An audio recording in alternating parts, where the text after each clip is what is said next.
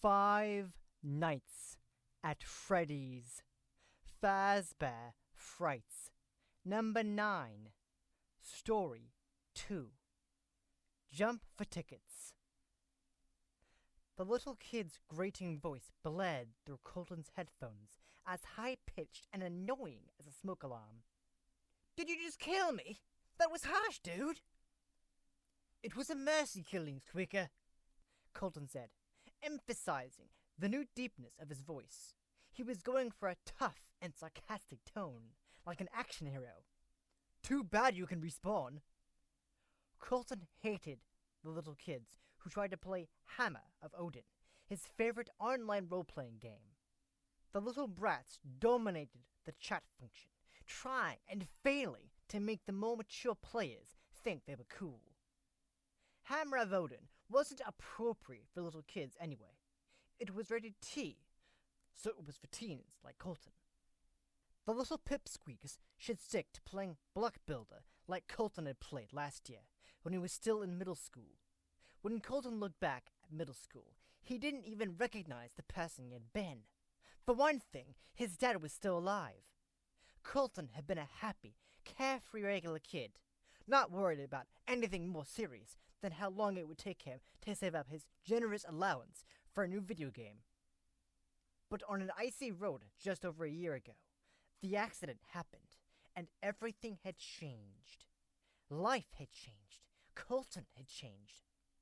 Colton couldn't get over the unfairness of the accident. His dad had been relatively young and took good care of himself, but none of that mattered because of a stupid patch of ice and a strip of road without a guardrail. When it first happened, Colton had kept all his sadness inside. He hadn't cried, not even at a funeral. But over time, his sadness had hardened into anger. How could a person not be angry living in a world where good people died for no reason? Colton knew that his mom and some of his teachers were worried about how cold and bitter he seemed. What was he supposed to do? A happy dance? His dad was dead, and he lived in a world where people rarely got what they deserved. If he lashed out sometimes, so what? He was suffering, and if other people ended up getting a taste of that pain, then at least he didn't suffer alone. Colton jumped in surprise when a hand touched his shoulder. He looked up to see his mom, dressed in her light blue scrubs. Her curly brown hair was pulled back in a tight bun, like she always wore it when she was going to work. She gestured at him to remove his headset. He sighed in exasperation, but reluctantly complied. "What?" His mom shook her head at him, though she was smiling. "I'm going to work, is what? I'm pulling an 8 to 8 shift tonight. Heaven help me. Here's a $10 bill if you want to go out and get a soda and play some games. That way, at least one of us will be having fun." "Okay, thanks, Mom." The $10 bill was a once-a-week treat. Once a month, right after payday, she would give him a 20. "You've got your key, right?" She put on the lanyard she kept next to the door. Colton resisted the urge to roll his eyes. "Yes, Mom." "Remember to lock the door if you go out," she said, grabbing her keys and purse. "And call the third-floor nurse's station if you need anything. One of the other nurses can come find you." "I will," Colton said, putting his headset back on to block out the barrage of nagging. After he got to a good stopping place in Hammer of Odin, he probably would head over to Freddy Fazbear's. The pizza place was less than a 10-minute walk from the apartment building. He knew he was really too old for Freddy's, and he had no interest in the creepy animatronics or the bland pizza. But some of the game was still fun, and there was the lure of tickets that could be redeemed for prizes. It took a ridiculous number of tickets to win anything good, of course. Most kids, especially the stupid little ones, cashed in on their tickets at the end of their visit and walked away with garbage like tiny plastic dinosaurs or a handful of cheap candy. But Colton wasn't short-sighted like those babies. He'd been saving up his tickets for a long time, months, so he could cash them in for something really good. For the astronomical price of 10,000 tickets, there was a new handheld game console he had his eye on, which was 2 models more up to date than the one he was currently playing. That was the thing about living with just his mom. She worked hard at her job as a licensed practical nurse at the hospital, but one income didn't go far. With his dad gone, Colton and his mom had learned to settle for less. Living in a small apartment instead of a house, buying store-brand groceries instead of the brand-name stuff, playing older games on older equipment, while Colton's friends seemed to buy new games and consoles as casually as if they were bottles of soda. He wasn't a poor kid, exactly. They had a roof over their heads, and clothes to wear, and plenty to eat, but there was no money for what his mom always called luxuries. New, name-brand clothes and sneakers were luxuries. So were new games and nearly anything else that had the word new in front of it. Colton understood that his mom couldn't make money magically appear, but maybe if he spent enough time at Freddy's, he could make tickets magically appear. If he got good at the highest ticket-yielding games, he could win that game console. 10,000 tickets. He was going to do it.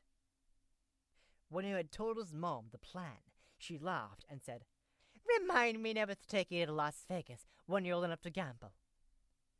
But winning the tickets at Freddy's wasn't about Las Vegas-style luck. It was about skill, using your abilities to make the system work in your favor. Colton knew he had the skills. Colton signed out of a Hammer of Odin, went to the kitchen, and made himself a ham and cheese sandwich with pickles and mayo, which he gobbled standing over the sink. He had already eaten dinner, but he was always hungry these days.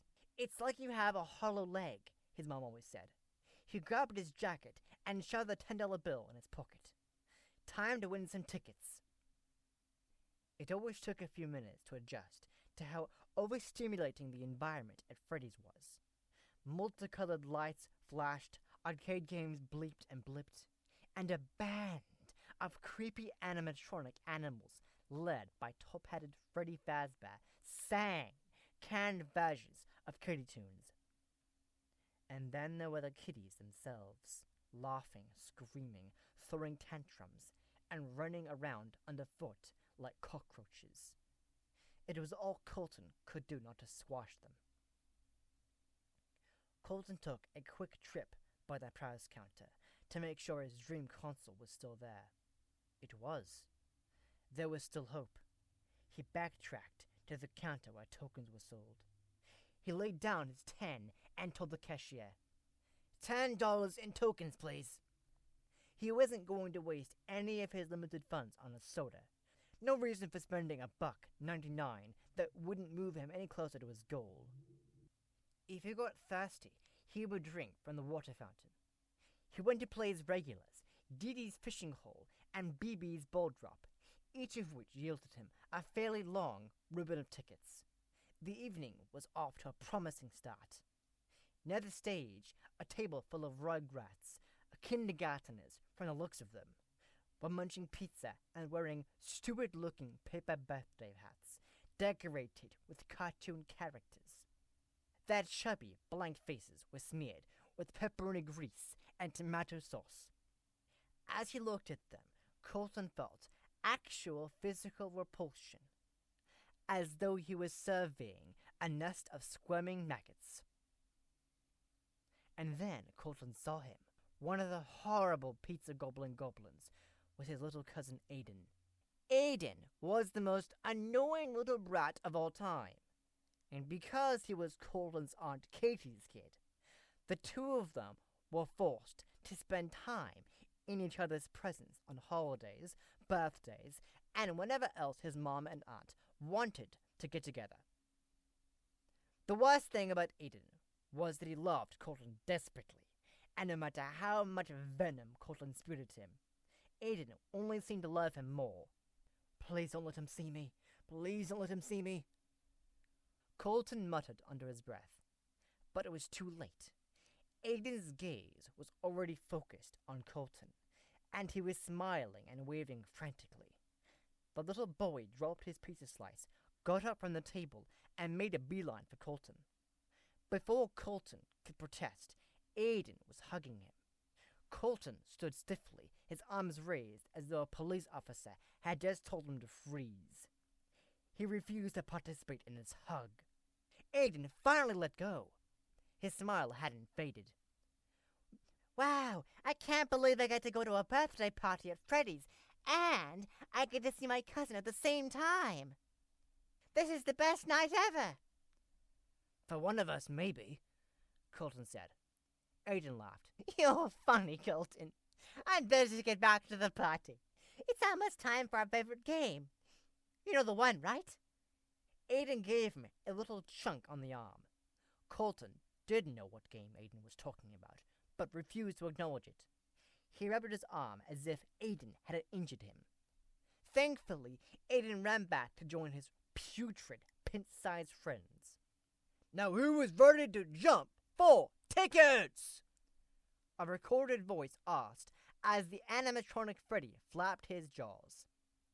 The greasy little brats jumped up and down and cheered. The high-pitched voices made Colton want to clap his hands over his ears. Get ready for the ticket pulverizer countdown! The recorded Freddy voice ordered. A bored-looking college-age girl in a Freddy's uniform opened the door to the ticket pulverizer. A game in a sealed, transparent booth that could generate an absurd number of tickets. The ticket pulverizer usually cost 4 tokens per person. But the birthday kid and guest got 1 visit to the pulverizer for free. Colton watched as the disinterested-seeming employee unlocked the booth and the pipsqueaks poured in, giggling and yelling with excitement. Now get ready to jump for tickets! The recorded Freddy voice ordered. And say hello to our friend, Carl's the birthday clown! Colton didn't like clowns, and he especially didn't like this clown. Coyle's the birthday clown animatronic had wonky eyes. One that seemed to look straight ahead, while the other veered down and to the right, and a weird, open-jawed grin that reminded Colton of those carnival games where you shoot water in the clown's mouth. Its lanky body was dressed in a lemon and lime-colored striped costume that was decorated with little jingly bells, which, Colton guessed, was so you could hear the clown before you saw it. It reminded him of the old story about the mice who want to hang a bell on a cat to use as an early warning system. The clown's name came from its arms, which were yellow, stretchy coils that reminded Colton of the old-fashioned landline phone at his grandmother's house. In one of the clown's 3-fingered white-gloved hands, it held several fanned-out tickets.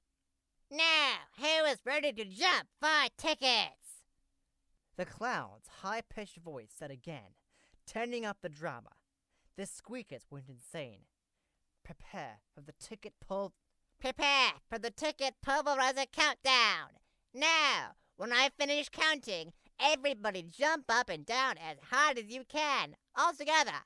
Here we go. 10, 9, 8, 7, 6, 5, 4, 3, 2, 1. The clown's voice actor had really been trying to turn up the excitement when he recorded this. Now, jump for tickets! Laughing and squealing, the little kids leapt up and then landed in unison as the parents watching them called, Jump! Jump! Jump! With each landing, they pushed down the platform on the floor of the booth, which caused tickets to fall from the ceiling. Delighted, they grabbed the tickets in their greedy little fists. Colton watched the spectacle with a mixture of jealousy and disgust. All those tickets, and the little brats were wasting them. You only got to keep what you caught, and the little kids were being stupid about it, grabbing over and over with their hands, dropping the tickets they had just caught in order to catch the new ones. They weren't smart enough to stuff the tickets into their pockets. down their shirts, inside their socks. If it were Colton, he'd stick tickets everywhere they'd fit. In his underwear, in his mouth. But even though the little kids annoyed him, they weren't what really filled him with rage. The true object of his wrath was the ticket pulverizer itself. It was rigged to give an unfair advantage to little kids. He knew it. He had watched it dozens of times, maybe even 100, and the results were always the same. Whenever there were little kids inside it, jumping and stomping, there was always a veritable blizzard of tickets. If Colton and other teens jumped for tickets, there were only a few flurries. It made no sense. Colton was no physicist, but he knew that heavier, stronger kids generated more force than shrimpy, weak ones. More force should equal more tickets.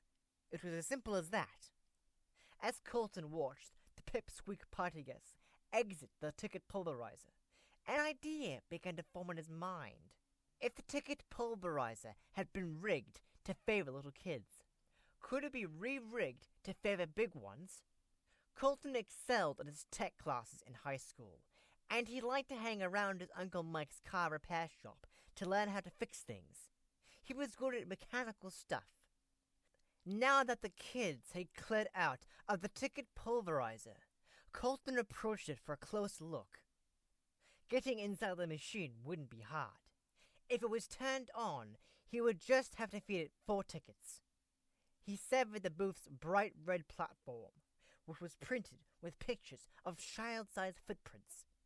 He looked at the screws that connected the platform to the bottom of the booth. Wouldn't tightening those screws make the platform harder to push down? He needed to give it some more thought. But he was confident that he would re-rig the pulverizer so it favored bigger visitors instead of small ones. Justice would be served, and after only a dozen or so rounds of jumper tickets, Colton would be able to claim his new game console. Hey, Colton! Aiden's annoying, high-pitched voice interrupted Colton's thoughts. Colton looked down to see the freckle-faced freak holding so many long ribbons of tickets he could hardly grasp them in his tiny fists. Hey, Colton! Look how many tickets I got! Aiden said. I see, Colton hissed. Now shoo! Do you want half my tickets? Aiden asked, holding out a fistful. I don't want your stupid tickets! I want you to go away! Colton was filled with a white-hot rage. Why did this loathsome little creature have to pester him all the time? Okay, bye, Colton. Aiden ran off to join his repulsive little friends. With Aiden gone, Colton returned to his plan. It was a beautiful plan, except for one thing. Colton suddenly realized that he couldn't dismantle the ticket pulverizer when Freddy was open and full of employees, screaming kids, and exhausted parents.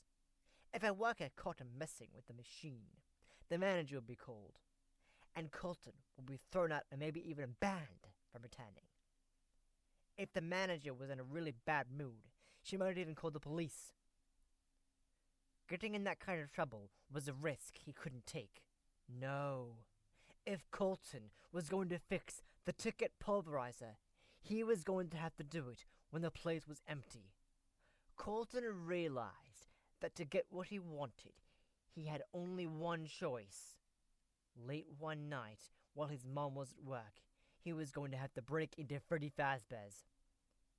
Uncle Mike slid out from under the car he was working on.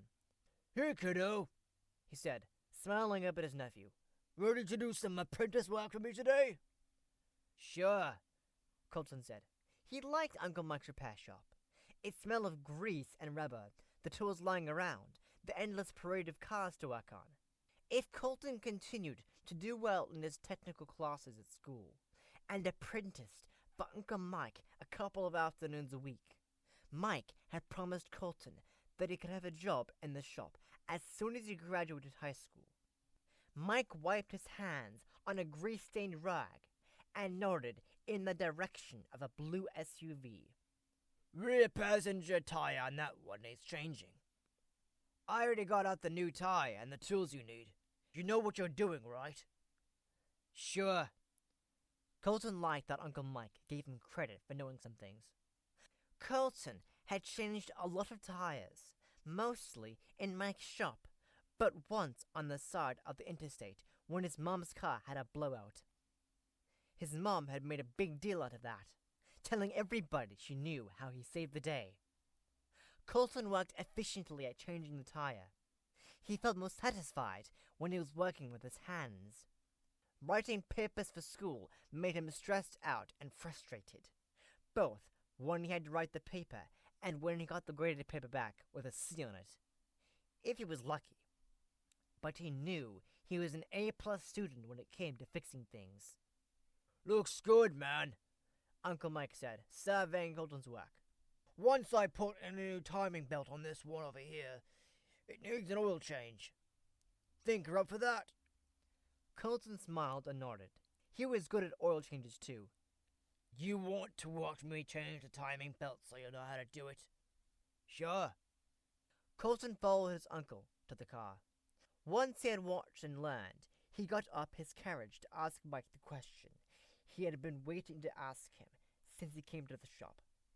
Hey, Uncle Mike, I was wondering, could I borrow a few tools to use over the weekend? I've got a project I'm working on at home. Mike grinned. You know me and tools, kid. I've got extras of everything. When it comes to tools, I'm like some women are with shoes. Can't get enough of them. Colton grinned back. Yeah, but you don't ask to borrow somebody's shoes. That would be weird.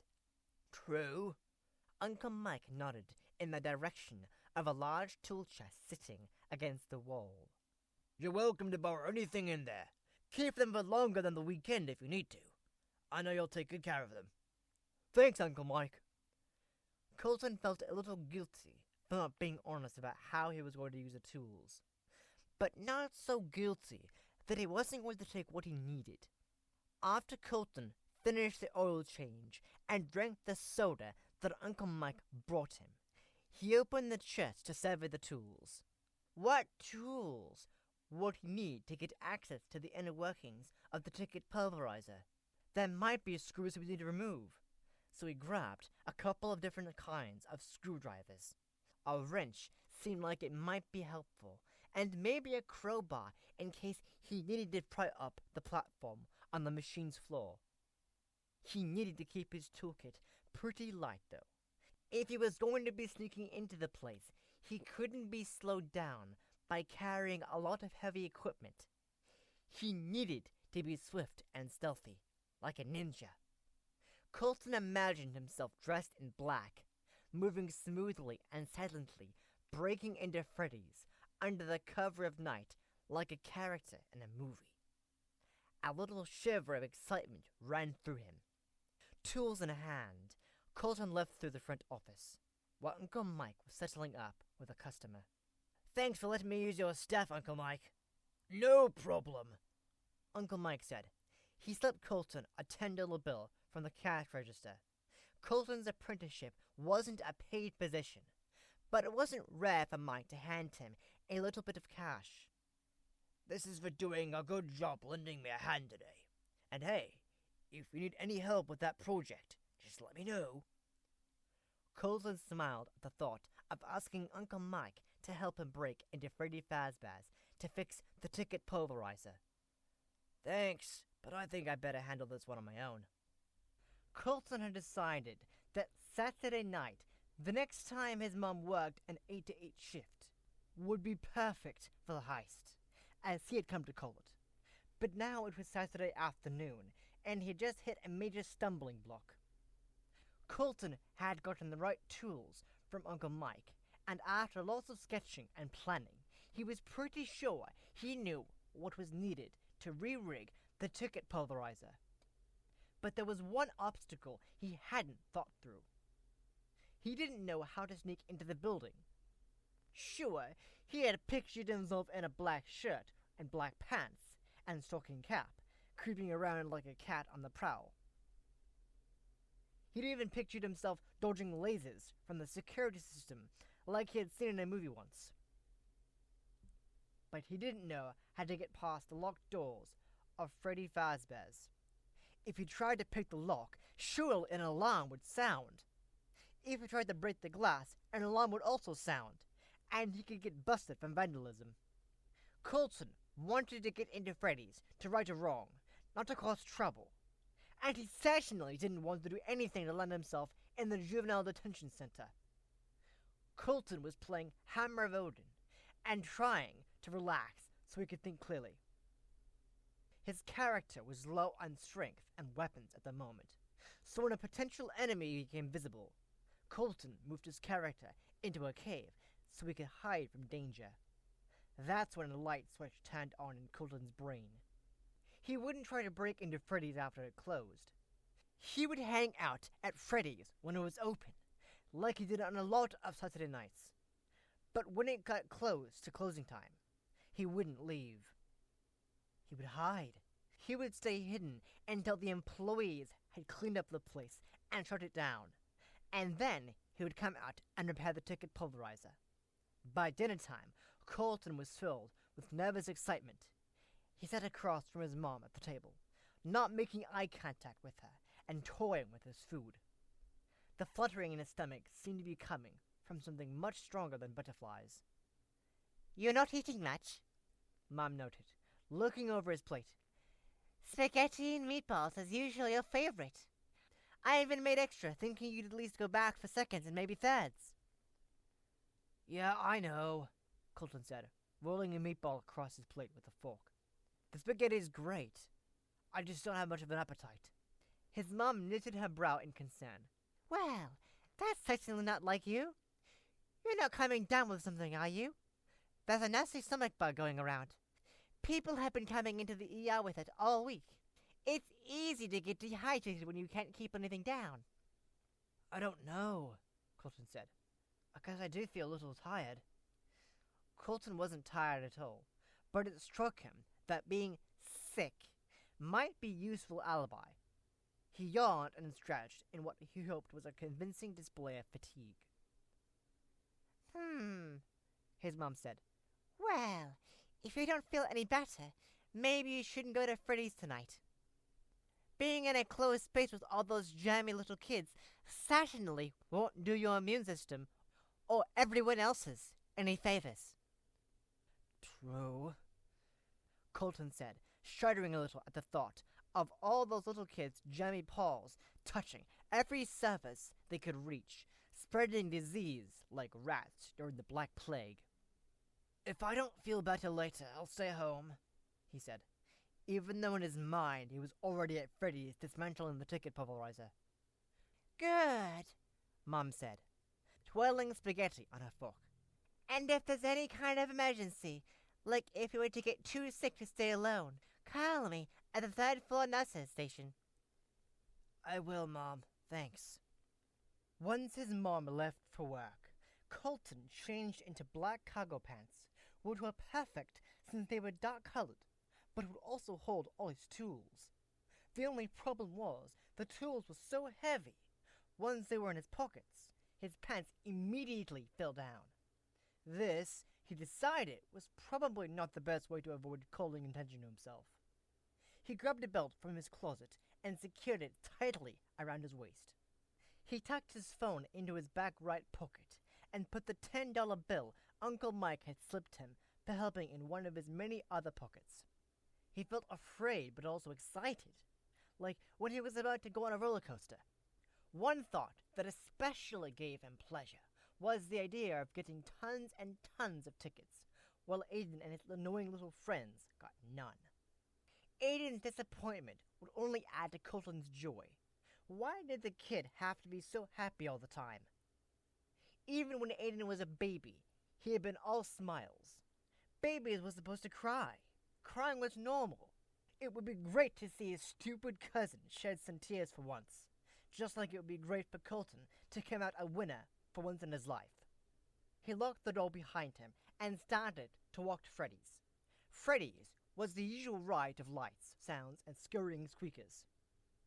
It was 2 hours until closing time. Just act casual, Colton told himself. The best plan, he decided, was to lie low, play games, and try not to interact with the Freddy's employees. The more he could blend in, the better. He played the ball drop and the coin push a few times, rolled up the tickets he wanted into tight spools, and stuffed them in his cargo pants. As the clock crawled nearer to closing, he camped in the skee ball section. For some reason, perhaps because wooden balls in the hands of toddlers were a safety hazard, the little kids tended to be kept away from the skee ball area. Instead, this section was mostly occupied by dads killing time, who Colton was sure wouldn't notice him. Playing a few rounds of skee ball seemed like a good way to win a few more tickets while keeping a low profile. Before too long, a recorded Freddy Fazbear voice boomed over the intercom. "Sorry to spoil your fun, friends, but Freddy's will be closing in 15 minutes. Come back tomorrow and play all day." Colton took a deep breath and tried to steady his nerves. It was time to swing into action. He was going to have to find a place to hide. He walked as casually as he could manage around the perimeter of the restaurant, looking for a room he could slip into unnoticed. The restrooms were out of the question, as someone would surely come in to clean them after closing time. And he certainly wasn't going to open the door marked "Office." Exploring further, he found another door, decorated with a poster of Freddy Fazbear and his weird-looking animal pals, but otherwise unlabeled. He glanced around to make sure no one was looking, then tried the doorknob. It turned. As quietly and smoothly as he could, he opened the door and slipped behind it. Ninja, he thought to himself. Colton found himself in a small storage room illuminated by a single low-voltage light bulb. There was a rack of mops and brooms. Large yellow plastic buckets on wheels were lined up against the nearest wall. In front of the back wall was a tall gray metal cabinet with double doors. Could he hide inside the cabinet? Colton opened one of the doors. The cabinet was lined with shelves stocked with cleaning supplies and rolls of paper towels and toilet paper. There was no room to hide. But then Colton noticed that the cabinet was not resting against the wall, but was instead a few inches away from it. If he stood straight and held his breath, would it be possible for him to hide behind the cabinet? It was worth a shot. Colton took a deep breath, sucked in his stomach, and stood with his back flat to the wall. Inching sideways, he squeezed himself into the narrow space behind the cabinet. He had to turn his feet slightly sideways to make them fit. His grandmother was always telling him to stand up straight. Right now, he was standing straighter than he had ever stood, his spine pressed against the wall. The back of the cabinet was touching his chest, and if he hadn't sucked in his stomach, it would be touching him that too. Colton had never really been in a tight space before, so he had never really understood claustrophobia. He understood it now. Even though he knew rationally that he had plenty of access to oxygen, he still had the sensation of not being able to breathe. The space was too tight, too cramped. He remembered reading a story about a man who was trapped in a cave and slowly went mad. Even after only being in this tiny space for a couple of minutes, he understood how quickly his sanity could slip away if he had no means of escaping. But he was in control. He could leave his hiding place any time he wanted to. He was just choosing to stay there until closing time, because it was the only way for his plan to work. He could do this. And he had to admit to himself that it was an excellent hiding place. He severed all the dust bunnies he was sharing the space with, and stifled a sneeze. Even if they were sneeze-inducing, the dust bunnies were evidence that no one had moved the cabinet or even slept behind it in a long, long time. If he could stay still and sneezeless, he was going to be fine. Colton could hear the voices of Freddy's employees outside the storage room, then the noise of a vacuum cleaner. He let his mind drift to images of himself jumping up and down in their pet ticket pulverizer, literally buried in tickets, claiming his richly deserved prize. Daydreaming helped pass the time, helped distract from the physical discomfort of being pressed against a wall. Colton heard the door to the supply room being pushed open, then footsteps. I don't know why I've always got to be the one to clean the toilets, An irritated-sounding female voice muttered. Brittany the princess thinks she's too good to clean the bathrooms. The footsteps approached the cabinet. Colton's heart pounded like a jackhammer. Colton both heard and felt the Freddy's employee open the cabinet doors. If the back wall of the cabinet hadn't been separating them, she would be close enough to touch him. Colton held his breath. Don't let her hear you breathe, he told himself.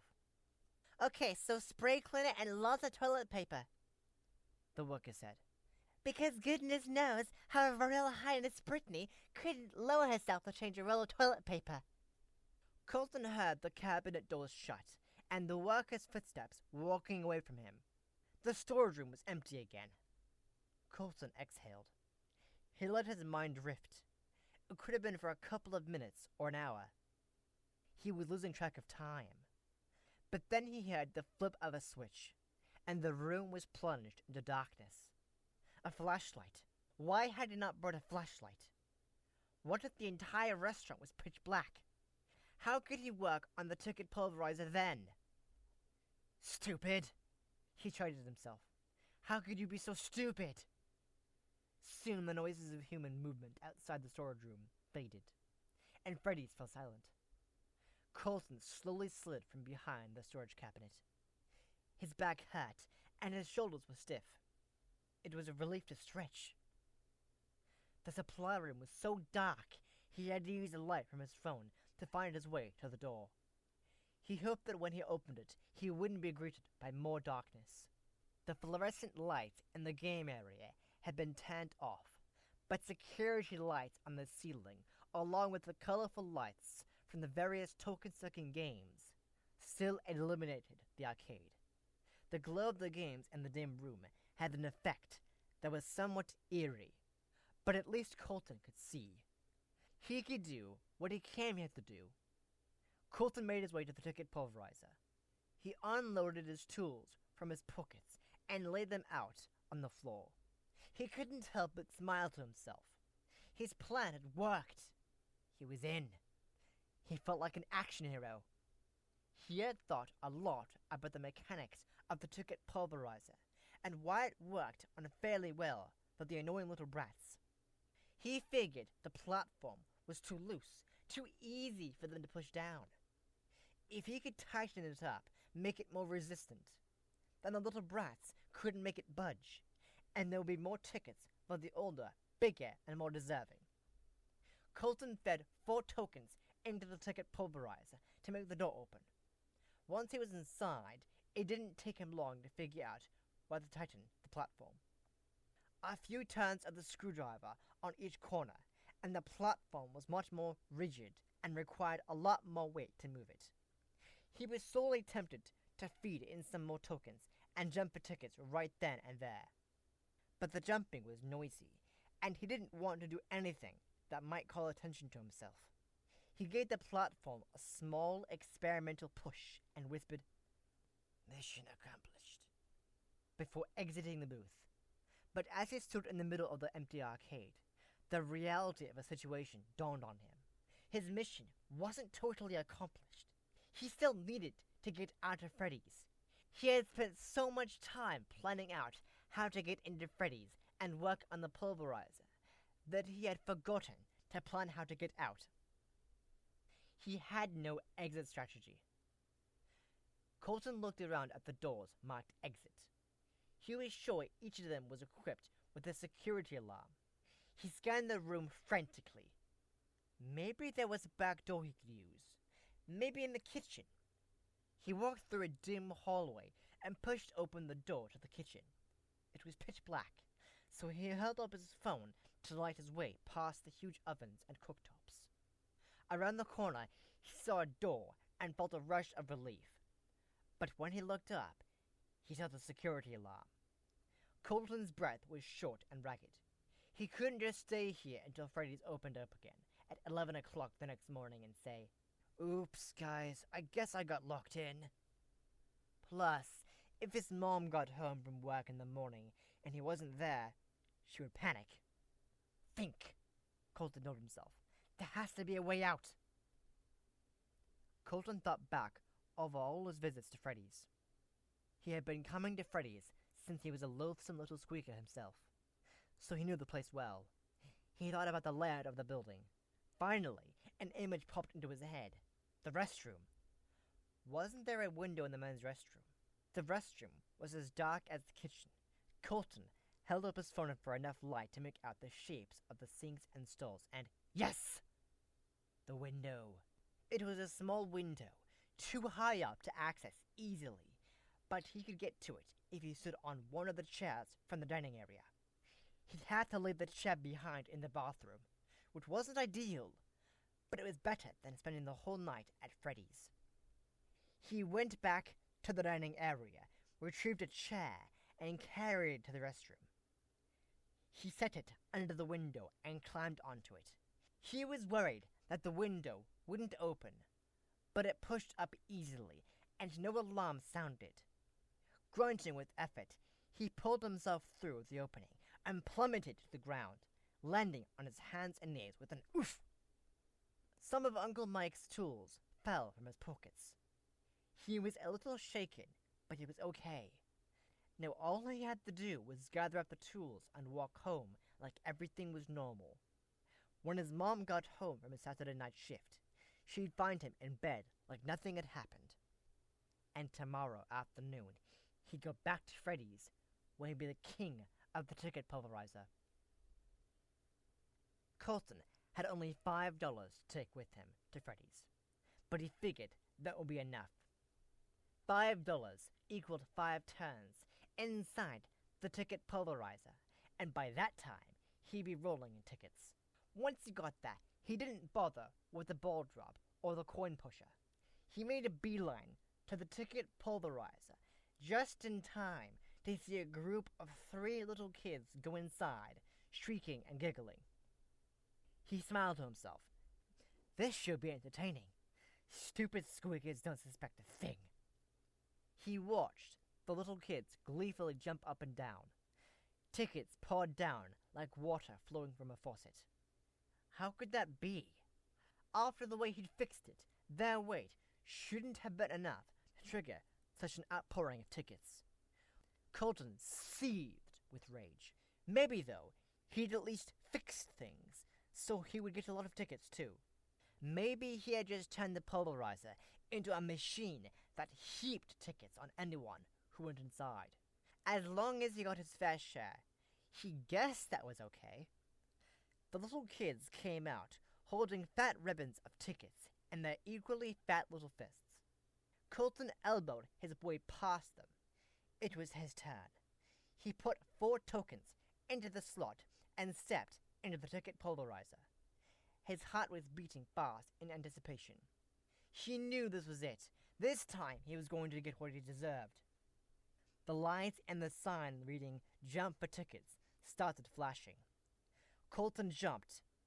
In his mind, he was a jackrabbit, a kangaroo, any animal he could think of with strong legs and big feet and mighty jumping power. He jumped and jumped, but only a trickle of tickets fell.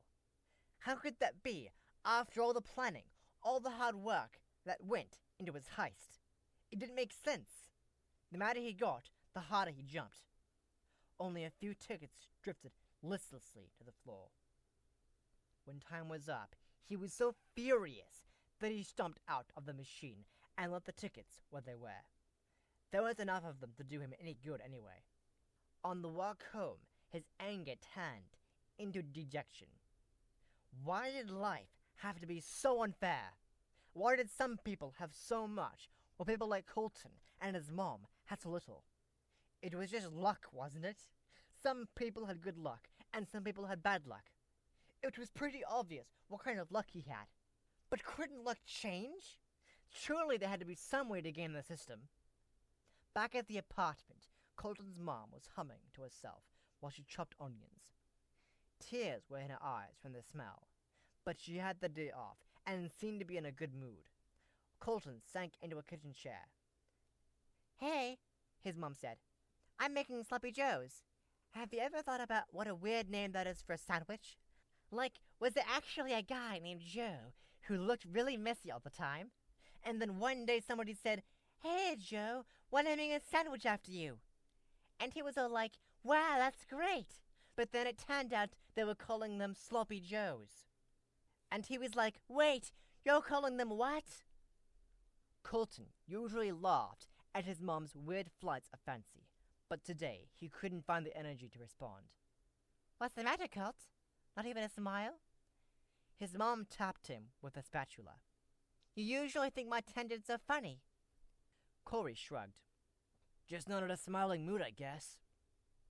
His mom sat down at the table across from him. Any particular reason you want to talk about? Not really. Just tired of seeing other people get what I deserve. People who don't deserve it, like little kids.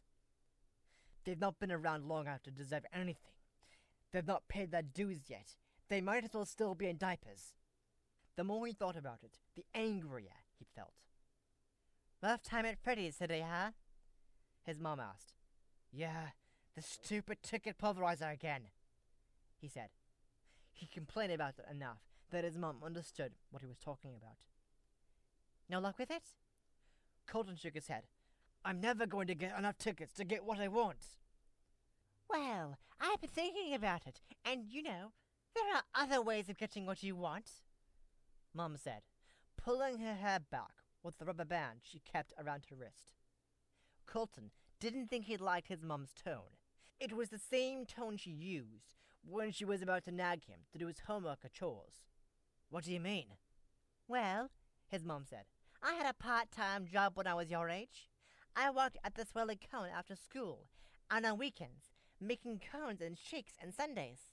It didn't pay much, but the money adds up when you don't have any other expenses. Colton couldn't help but feel offended. Are you telling me I have to get a job? I already help Uncle Mike out 2 days a week. I am not telling you that you have to. I am just saying it's an option. If you work, say, 10 to 15 hours a week, you can save up money to buy those luxury items I can't afford. If you keep throwing money at the ticket pulverizer, you'll probably have spent more money trying to win tickets than that video game console costs anyway. Colton stood up from his chair. He was outraged. I can't believe you're trying to make me get a job. I'm just a kid. Haven't you ever heard of child labor laws? His mom rolled her eyes. You are legally old enough to have a part-time job. Kids younger than you earn money mowing lawns or doing odd jobs for people. There's no reason you couldn't do something like that. Or you could see if Mike would give you a few hours a week at minimum wage. It feels good to earn your own money, Colton. It's just something to think about. What's the point of having a cool video game console if you don't have time to play it because you're working all the time? Colton felt his voice get louder. If Dad was still here, we wouldn't have to worry about money. For a moment, his mom looked hurt, almost as if he had struck her, but then her expression shifted to irritation. No, we wouldn't. But he isn't here, so we have to do the best we can. She got up from the table and went back to the stove. Dinner will be ready in 20 minutes. Between now and then, why don't you see if you can get over your bad mood? Colton didn't get over his bad mood. He lay in his bed playing the same scene over and over in his head. Those repulsive little kids laughing and cheering as an avalanche of tickets fell on them. He didn't understand why his attempt to fix the ticket pulverizer had failed. There had to be another way to do it. He got out of bed, went to his desk, and started making sketches of the machine. Screwing the platform in tighter hadn't been enough. He should have known it wasn't going to be that easy. To solve this problem, he was going to have to dig deeper. Colton had become obsessed with the ticket pulverizer. He looked up similar kinds of machines online, trying to get a better understanding of their mechanics. Today, in shop class, he sat furiously sketching and making notes, as he had done in class every day for the past week. Mr. Harrison, the fatherly, balding shop teacher, leaned over his shoulder. Colton, you've been drawing and making notes for ages. What is it you're designing? Colton knew he couldn't tell Mr. Harrison what he was really doing. He knew no adults would understand his obsession. Colton wasn't even sure he understood it himself, but he knew he couldn't stop until he finally experienced justice from the ticket pulverizer. It's more of a plan for fixing something, Colton said, still furiously sketching. Mr. Harrison raised an eyebrow. I can appreciate that, but you know that if you don't actually make something, I can't give you a grade, right? Right, Colton said, not looking up from his notebook. He was relieved when Mr. Harrison walked away to talk to other students. He didn't care if he got a grade or not. Right now, anything that didn't pertain to the ticket pulverizer felt like an unneeded interruption. That night, Colton brought his notebook with him to the dinner table. He sketched and wrote notes between bites of meatloaf and mashed potatoes and peas, which, due to his distraction, he didn't even really taste. I have Sunday off this weekend for the first time in ages, his mom said. I thought we might do something fun together. Maybe pack a picnic and drive up to the mountains. Go on a little hike. We could stop on the way home for ice cream at that place you like. Colton said absently. He was aware that his mom was talking, but he hadn't actually processed any of her words. Colton, Mom said, you're a million miles away, and you have been for over a week now. What is it that you're working on day and night? She gestured at his notebook. It's just a project for school, Colton mumbled, not looking up. Well, I hope it is, Mom said, pushing away her plate of half-eaten food. Because I ran into your English teacher yesterday, and she says she's worried about you. She says you've not been turning in your assignments, and your grade has slipped below D. And D means danger, according to her. Is there a reason you're falling behind in your work? Colton finally looked up. If he didn't get his mom off his back, he wasn't going to be able to make his plan work. I'll talk to her tomorrow about what I need to do to catch up in class. His mom nodded. Okay. I know you don't like to talk about emotional stuff, but is there anything you need to say to me? Anything that's bothering you? She looked sad, as if she might cry, which Colton desperately hoped she wouldn't. I know since I work a lot of nights, it may feel like I'm not here when you need me, and I'm sorry for that. But where it counts, I'm always here for you, Colton. She covered his hand with her own. Just don't shut me out, okay? Okay, Mom, sheesh. Colton drew his hand away. He was more than ready for this conversation to end. So, there's nothing you want to talk about? Nope. He went back to his sketching. Mom sighed and got up from her chair. Okay. Guess I better get ready for work. Will you load the dishwasher for me? Uh-huh, Colton said, forgetting the promise as soon as he made it. Once his mom was gone, he left for Freddy's. He had only $2 in his pocket, which wouldn't go very far in the arcade. But he wasn't there to play games. He was there to observe the ticket pulverizer. Colton stood a few steps away from the machine that consumed his every waking hour. He looked at it as an enemy to be defeated. Like in one of those Greek myths he had read in middle school. He was the hero, and it was the monster. And the clown, the horrible, gape-jawed clown, was like a dragon sending guard that he had to defeat before his big battle with the boss monster. He watched as group after group of loathsome little kids trooped into the machine and jumped up and down and stamped their tiny feet while the tickets poured out. Not like a faucet, but like a waterfall. It was so unfair! It sickened him. A little girl with a blonde ponytail, who was maybe 8 or 9 years old, came marching up to him. Hey, why do you keep staring at the people inside the ticket pulverizer? She said. She pronounced the word pulverizer carefully, like she was sounding it out. Colton was incensed. How dared this little brat approach him and talk to him in such a judgmental way? Where were her parents? I'm not watching the people. I'm watching the machine, he said in a cold, measured tone. Well, my friend over there says you're creepy, the little girl said. Colton looked over at a dark-haired girl who was standing by the ticket pulverizer and staring at them as they talked. Her eyes were big and unblinking, and her gaze was penetrating. Tell your friend the feeling is mutual. The little girl crinkled her nose. I don't even know what that means. If you don't know what it means, Colton said, deepening his voice in hopes of sounding adult and intimidating, then maybe that means you're not old enough to be starting conversations with somebody older than you. He made a shooing gesture as if she were a pesky gnat. Go away. I'm happy to go away from you, the little girl said, turning her back on him and flouncing back to her friend. Good, then go, Colton muttered. The little girl was annoying, but she had told him something he needed to know. By scoping out the ticket pulverizer, he was calling unwanted attention to himself. If he was going to pull this off, he had to go unnoticed. He couldn't have horrible little girls noticing him and thinking he was creepy. And he certainly couldn't do anything to attract the attention of the Freddy staff. He needed to be invisible, silent and stealthy, like a ninja, he reminded himself.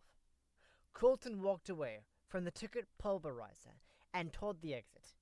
He had seen what he needed to see. By Friday night, Colton's plan was complete. This time, he wouldn't do his work at night. He would work in daylight so he could see what he was doing. He would set his alarm for 6 o'clock a.m. and it would sneak into Freddy's before it opened. He figured if he had successfully used the restroom window to sneak out, he could also use it to sneak in. Before he went to bed, he laid out his necessities: a dark shirt, his cargo pants, his phone, and the tools he would stuff into the pockets. And this time, even though it was day, he was taking a flashlight. If he was going to go deep inside the dark innards of the ticket pulverizer, he needed to be able to see what he was doing. Colton lay in bed, wide awake, running through the heist over and over in his mind. The one thing that was worrying him was the bathroom window. He had used a chair for the boost. He needed to get out of it. But how was he going to get into it? He couldn't exactly take a stepladder with him and prop it against the building without practically announcing, "Don't mind me, folks. I'm just doing some breaking and entering here." He would just have to improvise. He'd get through the window somehow. Finally, excitement gave way to exhaustion, and Colton fell asleep. In his dreams, he jumped up and down on the pulverizer's platform, and tickets cascaded over him until they were waist-high, then shoulder-high in them. He was literally swimming in tickets. People watching him cheered. He never felt such joy. When the alarm went off, his eyes flew open. This was it. Today was the day he was going to make it work. He took off his pajamas and put on the dark shirt and cargo pants. He loaded the tools in his pockets and tightened his belt as an added precaution. He stopped in the kitchen and wolfed down a banana and chugged a glass of orange juice. He was ready. The streets were largely deserted at 6:30 a.m., which was another reason Colton congratulated himself on the brilliance of his plan. No witnesses.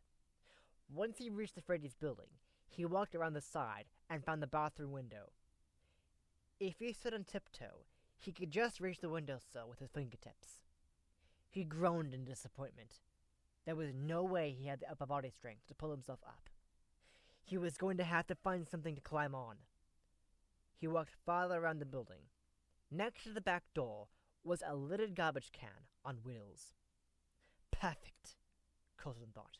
The handle of the garbage can was sticky with something Colton didn't want to think about, but he hung onto it anyway and rolled the can to the side of the building. The wheels made a little more noise than he would have liked, but there didn't seem to be anyone around to hear it. He positioned the garbage can right under the window and awkwardly climbed on top of it. The can's plastic lid warped under his weight, and the wheels made him feel unsteady. But he pushed up the window, grabbed the sill, and started dragging himself through, head first. Soon, he was awkwardly hanging with his hands in the sink and his feet still sticking out the window. Not sure what else to do, he pushed his feet off the windowsill and flipped forward, hitting the floor hard on his backside. It didn't tickle, and the wind was knocked out of him, but he wasn't injured. And the most important, he was in. He pulled himself clumsily to his feet and waited a minute for his breathing to return to normal.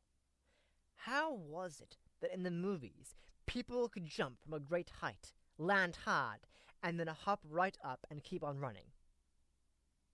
When Colton swung open the bathroom door, the clown animatronic was standing in the hallway, almost as if it had been waiting for him. Colton jumped backward, his heart beating fast. "Yeesh!" he said, looking at the thing's horrible, gape-mouthed grin. "Shouldn't somebody put you away at night?" He squeezed past the clown, fearful that it might grab him, but it just stood there, like the inanimate object it was. Still, when Colton walked down the hallway, it was hard not to look back to see if the clown was following him. Colton didn't think he'd ever get used to this silent version of Freddy's.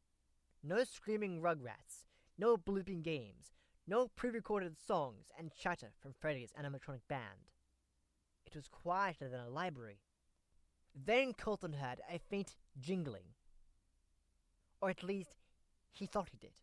It was the soft, tinkling noise that the bells on a birthday clown's costume would make. Was the clown following him? Colton had to laugh at himself. Of course the clown wasn't following him. It was a machine, a thing. It was no more capable of stalking somebody than a vacuum cleaner. He heard the jingling again. Closer this time. He ducked behind BB's ball drop and listened for the bells. He heard nothing. When he stepped out from behind the machine, he saw the clown. It was at the end of the row of games, with his back turned to him. Colton hurried as quietly as he could in the opposite direction. Jingle, jingle. The clown was on the move again. Colton squatted down beside Dee Dee's fishing game. His heart was pounding in his chest. He held his breath as the clown shambled past him, bells tinkling. "It's not looking for you," Colton told himself. "Stop acting like a stupid squeaker. You can't get all spooked by a dumb fake clown and lose the opportunity that's right here for the taking. You know why you came here." He made his way to the ticket pulverizer. When he got there, the clown was standing in front of the machine, as if it were guarding it. But when Colton waved his hand in front of the clown's eyes, it didn't react at all. One eye looked ahead, and one looked down and off to the right, like always. And of course, they weren't really looking anyway, Colton told himself. The clown's eyes were as unseeing as the button eyes on Colton's childhood teddy bear. He couldn't let the creepy clown distract him from his mission. Colton stared at the ticket pulverizer. Its lights flashed and glowed. It felt like an enemy issuing a challenge. But soon, Colton thought, he would tame the ticket pulverizer, and it would be a faithful friend, giving him the rewards he so richly deserved. He walked around the machine, surveying its base. On one side, he spotted what looked like the larger version of a battery compartment cover on a TV remote control. If he could get that cover open, he might be able to squeeze into the base of the machine to tinker with its workings. Colton dug through his pockets to find the tools he needed. He set out his phone, a screwdriver, and a flashlight. Colton felt a hand on his shoulder, but it wasn't a normal human hand. He looked down to see a large, three-fingered, white glove connected to telltale yellow coils. "Get off me!" he yelled. He slapped the hand away, then whirled around and shoved the clown as hard as he could in its midsection. It hurtled backward, crashed into an arcade cabinet, and fell onto its side. Colton was amazed how lightweight the clown was and how far he had been able to push it. Seeing it lying there on the floor, it looked like a broken toy, certainly not like anything to be scared of. He got down on his knees and pulled on the cover. It flipped open easily. Clearly, it was a hatch that allowed access to the pulverizer's innards. The opening was small, no bigger than the bathroom window Colton had used to break into Freddy's. Colton dropped his screwdriver inside the door, and then, turning on his flashlight, he crawled into the machine. The space inside was cramped. There was no room to sit up.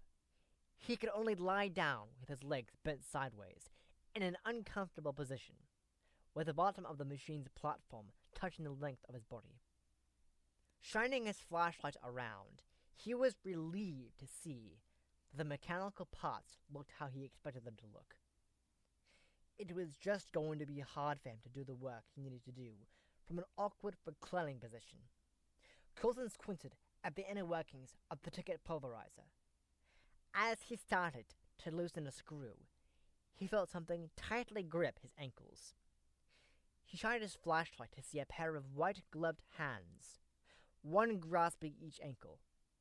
The yellow coil arms were stretched out long, but they contracted as they pulled his body toward the opening where he had entered the compartment.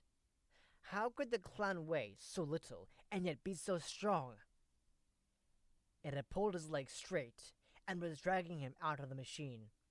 Once Colton's legs were outside, he wrenched his right one free and threw a bunch of wild, hard kicks that he felt connect with the clown's body.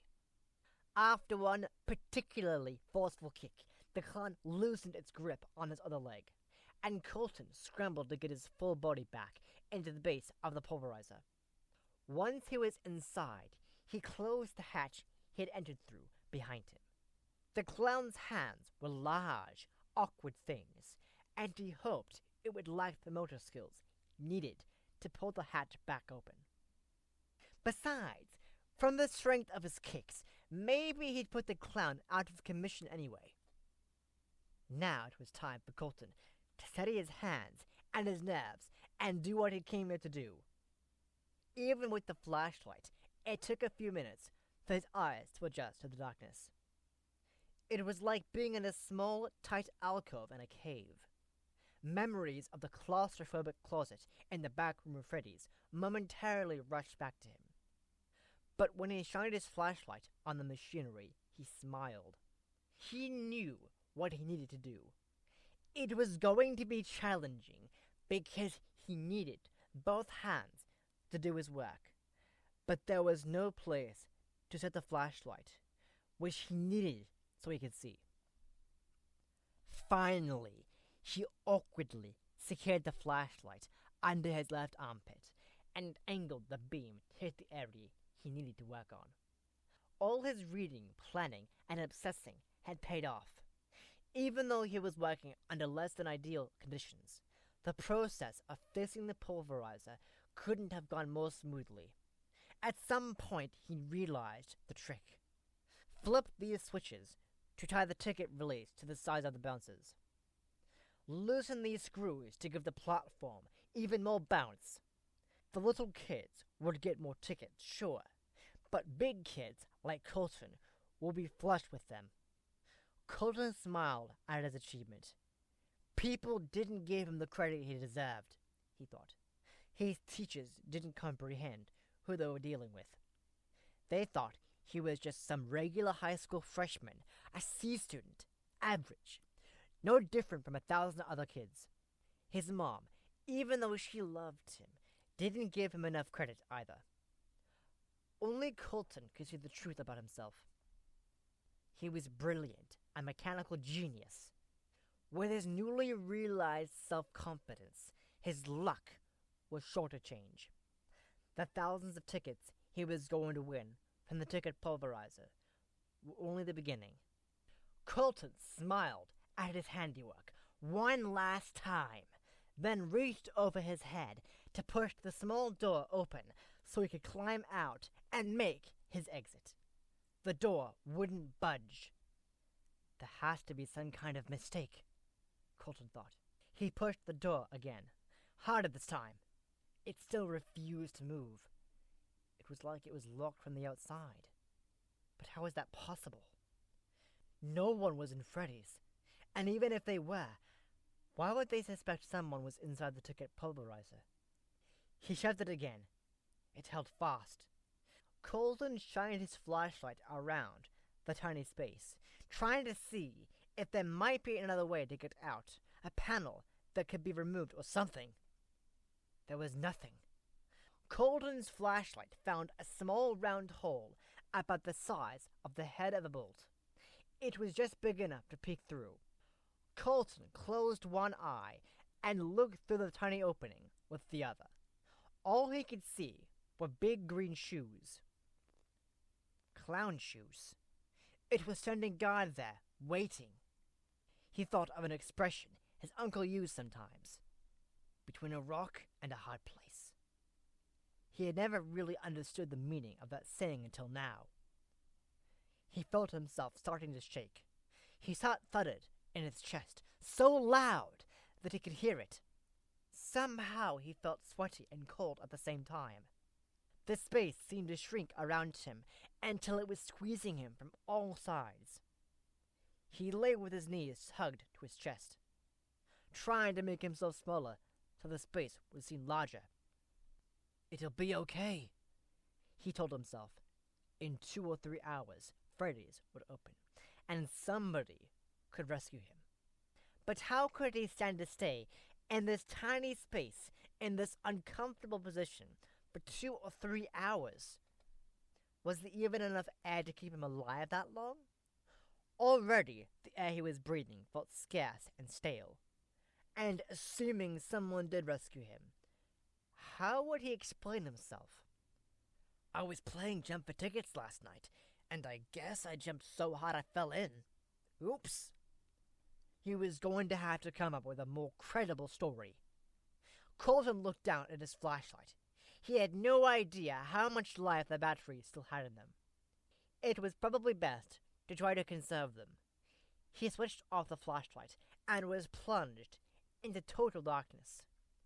He remembered a story he'd read in school about a man trapped in the deep blackness of a coal mine, waiting to die. He felt like that man. He tried to let his mind wander. He made lists of things, favorite video games, favorite movies, favorite foods. The last one was a bad idea because it made him realize how hungry he was.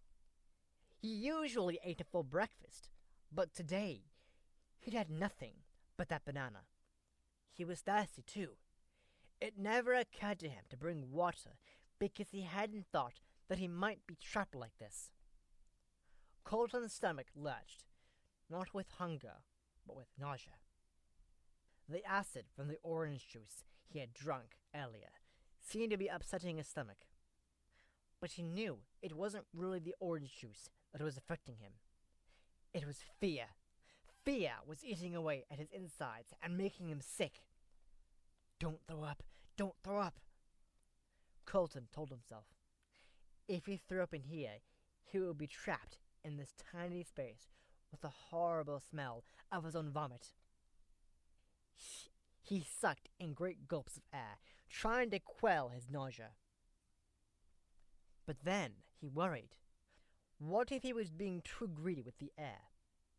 What if he was using the limited supply of oxygen in this tiny space too quickly?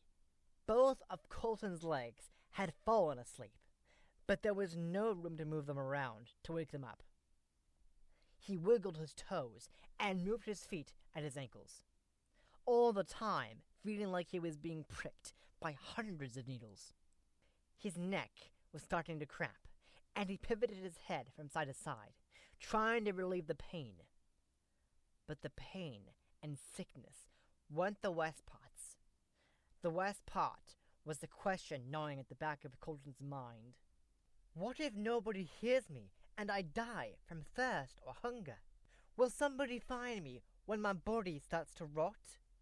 Or will all that's left of me be a dusty, forgotten skeleton, curled up in this compartment for years and years, like a mummy in its tomb? But he also knew that curling up and dying inside the machine might not be the worst thing that could happen to him. From outside the machine, he heard jiggling as the clan patrolled back and forth in front of the ticket pulverizer. He thought again of the mice who wanted to hang the bell on the cat so they would know when the killer was close. Colton shuddered. Maybe it was better not to know.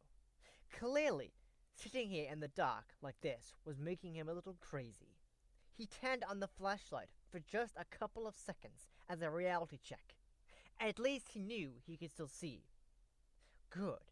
But when he turned off the light and was surrounded by darkness again, he felt scared of the dark as though he was a little kid. It was like this terrible experience was making him move backward in time, becoming the child he had once been. The child that he hated, like he hated all children. But wait! Colton remembered something. His phone. He had his phone. If all else failed, he could call his mom, confess to his crimes, and get rescued. She was probably already home from her shift and wondering where he was. He reached into his right back pocket. It was empty. He tried the left back one, even though he knew he hadn't put it there. He patted down all his pockets frantically. And then a picture flashed in his mind. Him setting out the phone and his tools on the floor beside the machine, opening the machine's door and dropping the tools inside. But not the phone. Colton said some words his mother didn't allow him to say. Then, as if on cue, he heard it. A faint ringing coming from just outside the machine. His ringtone. He was sure it was his mom, calling to see if he was okay. Colton was not okay. He pushed on the door with his full strength. It was like trying to move a solid brick wall. He pushed on the platform just above him. It was useless. Colton peeked through the tiny hole in the ticket pulverizer's base. He saw his phone on the black and white tile floor, vibrating as it rang, and then a white-gloved, three-fingered hand reached down and picked it up. "No!" he screamed. "No! No! No!" He screamed till his throat was raw, knowing the whole time that it wouldn't make any difference. Time passed. How much? An hour? 5 minutes? Colton had no idea. In the dark, with nothing to do and nothing to see, time lost its meaning. Other things started to lose their meaning too. Colton started to find it hard to form words in his mind. He knew the physical sensations he was feeling. Thirst, hunger, pain from his body being cramped into an unnatural position, the uncomfortable pressure of a full bladder. But he couldn't find the words for any of these things. He could only feel them and whimper softly and wait. He wasn't even sure anymore what he was waiting for. Scared, unable to use language or feed himself, in very real danger of wetting his pants, Colton was regressing to the helplessness of an infant. If he continued to go backward, physically and emotionally, the next logical step would be to disappear into nothingness, to become one with the darkness. For a while, it seemed as if it had happened. That Colton had simply ceased to exist, but then he had it. And if he could hear, it must mean that he existed. It was the music, the bleeping and blipping of the games, the annoying voices of the animatronic characters. Colton remembered where he was and what his predicament was. But things were looking up. Noises meant people. If Freddy's was open for business, somebody was there to hear him. He started out by yelling for help, but quickly realized his throat was too dry and his voice too weak from disuse to make much noise. Instead, he banged on the platform with his fists. He hit the stupid thing over and over, but with no results. His knuckles ached and would probably bruise. He figured no one was nearby, and decided to conserve his energy. If he kept banging on the platform continuously, he would only exhaust himself. He would wait a little while until there were some customers, then try again. Like a cat washing its paws, Colton licked his knuckles, trying to soothe his pain with the moisture of his saliva. But his tongue was too dry from thirst to be of much use. At least now the terrible darkness was no longer accompanied by silence. If he could hear noises, he knew he was alive. From the sound of little footsteps and high-pitched yelling and giggling, it was clear that Freddy's had now opened for business. And when Freddy's was full of overstimulated rugrats, it was the noisiest place on earth. It was amazing how much Colton could hear from his tiny prison. He recognized sound effects that accompanied BB's ball drop and the annoying jingly tune that played when someone put in a token to play Dee Dee's fishing hole. He could hear the canned music of Freddy Fazbear's band as they launched into the birthday song. He could hear some obnoxious child whining, "But why isn't it my happy birthday?" Normally, the sounds at Freddy's all jumbled together in a big, noisy soup. But Colton could hear everything individually, like hearing was his superpower. Maybe when you had been isolated from some of your senses, the ones you could still use became stronger. Right now, for example, Colton was hearing Coils the Birthday Clown's pre-recorded voice say, "Get ready for the ticket pulverizer countdown!" There was the sound of little kids screaming and cheering. "Now who's ready to jump for tickets?" Coils said, its voice actor feigning excitement. Colton knew what would happen next. Some Freddy's employee would open the door of the ticket pulverizer and let in all the overexcited birthday party kids. This was great. If people were in the pulverizer, even if they were stupid little kids, Colton could get them to notice him. They could tell an adult that they had screaming under the platform, and he would be saved. Colton breathed a sigh of relief.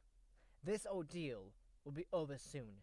He could feel them above him, jostling around and bumping into one another. The platform pressed down on him a little more from their weight. They were giggling and talking to one another in little kid gibberish.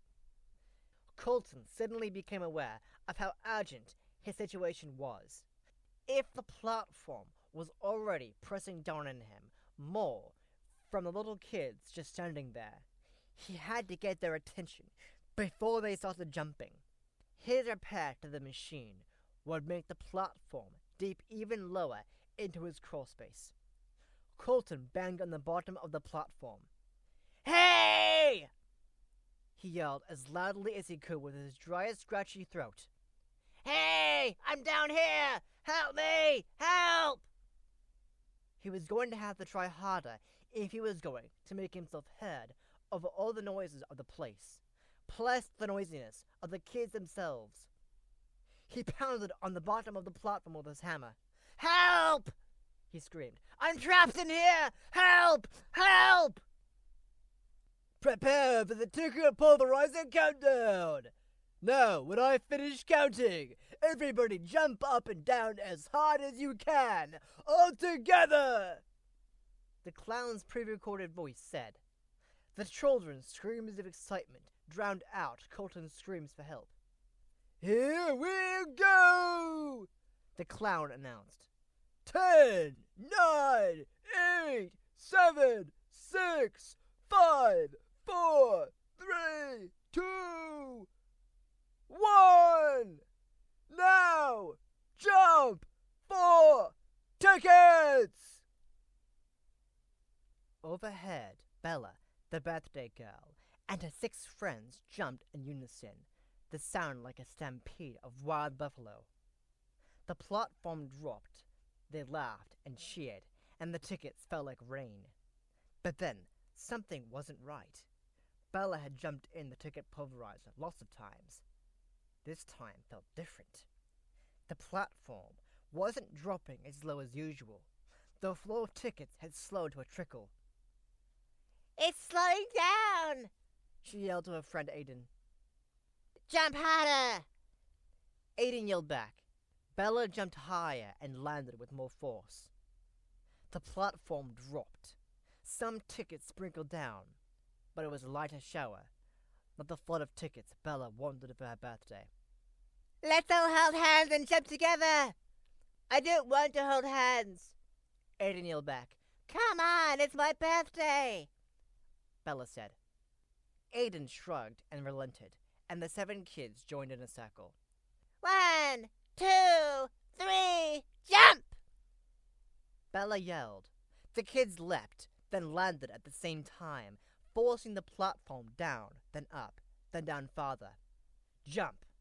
The platform dropped an inch. Jump! And another inch. Jump! And another. Bella and her friends laughed and let go of each other, so they could grab the falling tickets. After the next jump, though, the platform didn't go any lower. The kids jumped again, but it stayed put.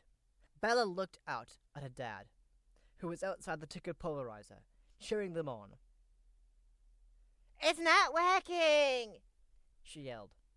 Jump harder, sweetie! Her dad called back. Jump! Jump! Jump! The kids all jumped with as much force as they possibly could. The platform lowered a tiny bit more, less than an inch, then wobbled a little, then stopped.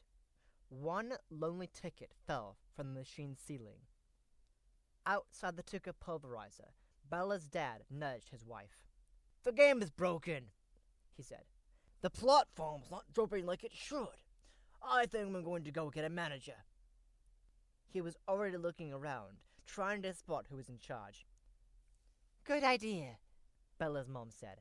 Looking inside the ticket pulverizer, she could see that even though the children were still jumping away, they were getting increasingly frustrated. The platform was pretty much stationary. In a few minutes, Bella's dad returned with a heavy-set Freddy's employee, whose name tag read Ted. He gave the machine a once-over. You're right, he said. The thing's busted somehow. He squatted, reached down under the machine, and switched it off.